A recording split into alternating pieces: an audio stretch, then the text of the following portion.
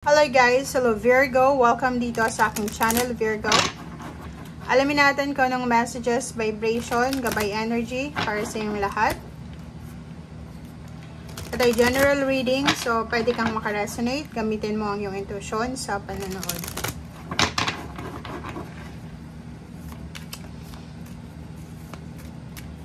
Okay, Virgo. First card. Oops, sorry.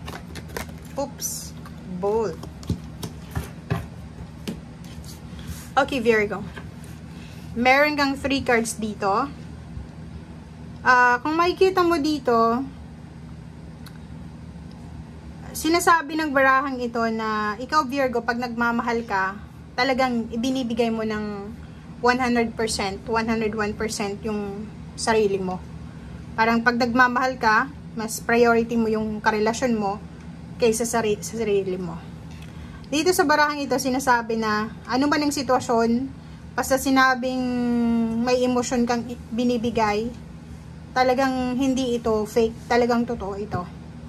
So, since ganyan, yung talagang ugali mo, or behavior mo, or attitude, or personality, sinasabi ng baraha sa'yo na if ever may pagkakataon ka sa linggong ito na magdesisyon regarding relationship, regarding commitment, regarding attachment, regarding partnership, ego mo na, 'di ba? Take risk, be bold, and be daring, 'di ba? So, parang sinasabi ng baraha, wag mo nang patagalin pa. Kung ano man tong gusto mong gawin sa buhay, nasa iyo 'yon. Nasa iyong mga kamay. Kung talagang gusto mo, subukan mo. Kung nag-aalala ka sa pamilya mo, huwag kang mag-alala. Kasi ikaw, ang pamilya mo ay safe na safe spiritually. They are protected ng universe, ng ating Panginoon, ng angels, ng archangels, and guides. So, halimbawa, hindi ka makapag-desisyon, Virgo, isang decision making ang kailangan mong gawin, pero hindi ka makapag-desisyon. Bakit? Kasi nag-aalala ka sa mangyayari sa pamilya mo. Parang ganon. Ang sabi ng baraha sa'yo, huwag kang mag-alala kasi yung pamilya mo ay safe na safe sila. Hindi ka dapat nag-aalala.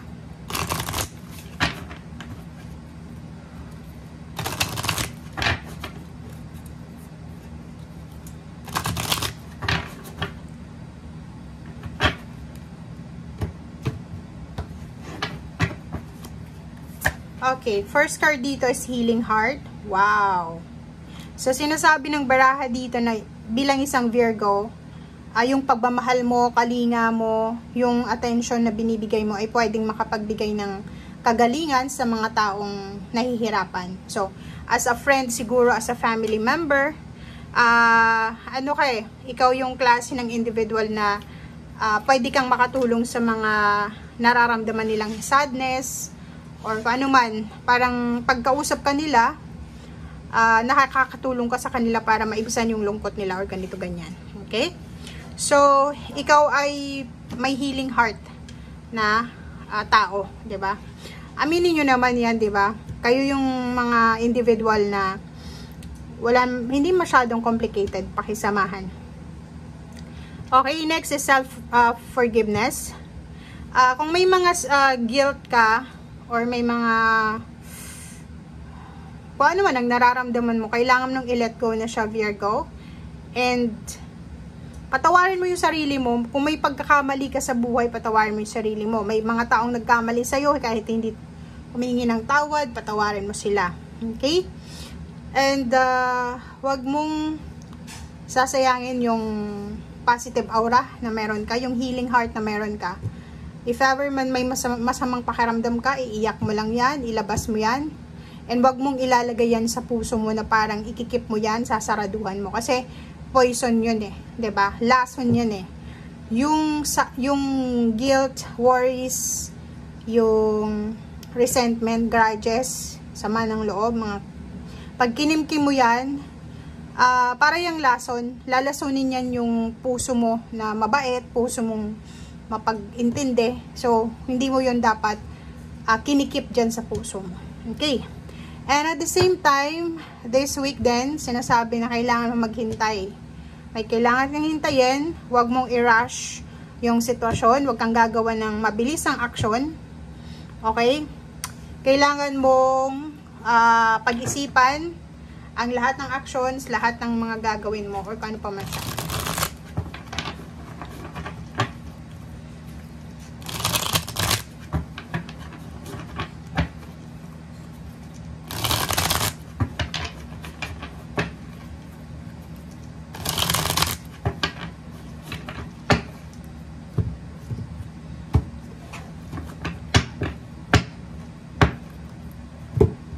Okay, Virgo, first card natin is, wow, Seven of Winter. Sinasabi ng baraha sa'yo dito na if hindi ka sigurado, dito to sa decision making, if hindi ka pa sigurado, kung hindi mo pa alam kung ano yung mga pwedeng mangyari sa susunod na mga panahon, wag mo nang gumawa ng desisyon sa ngayon. Okay? Huwag kang magmadali. And hanapin natin yung tamang panahon. Hintayin natin pala. Hintayin natin yung tamang panahon. Prince of Summer. Wow. So, nakikita ko sa'yo dito na this week, posibleng makaramdam ka ng love at first sight. Pwedeng makaramdam ka ng kilig, relationship.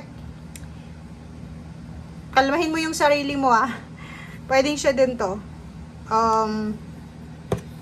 Pwedeng may makikilala ka sa linggong ito na magpapatibok ng puso mo, na love at first sight ka, or kung ano pa man. Huwag kang magmadali. Huwag kang magmadali. Okay? Stay grounded. Magpakipot muna tayo. Kung babae ka, kung lalaki ka, huwag kang aggressive, huwag kang impulsive sa decision making. Lalo na kung relationship yan. Ha? Two of Spring. Wow, ang galing na ito. Alam mo to, eto siya, sinasabi ng barahan na kung ano man to na ginagawa mo sa ngayon, tinatanim mo pala. May tinatanim kang binhi sa ngayon, may naghihintay na bright future sa itinatanim mo na yan. Yung hard work na ginagawa mo, yung sipag, tiyaga, pagpupursige, pasensya, posibleng magdala yan sa'yo sa future ng success. Great progress. Okay? Sinasabi ng barahan na if marami kang kaibigan na pareho yung mindset sa'yo, pareho yung energy, vibration nyo, pwede kayo mag-collab. Mag-collab kayo, mag-partner kayo sa mga plano nyo. Okay? So, yun. Take risk. Be bold. Be daring this week. No more procrastination, guys. Kasi, ano man itong gagawin mo sa linggong ito, sobrang positibong future, progreso ang ibibigay nito sa'yo. Last card natin is King of Winter. If ever man, yun na nga dito, if ever may plano kang mag-business, may plano kang mag-invest, or kung ano pa man, financial, or even emotional ito, humingi ka ng advice sa mga professional, or humingi ka ng advice sa mga taong pwedeng makatulong sa'yo para hindi ka makapag-desisyon ng mabilisan. Okay? So, thank you guys and see you again. Bye!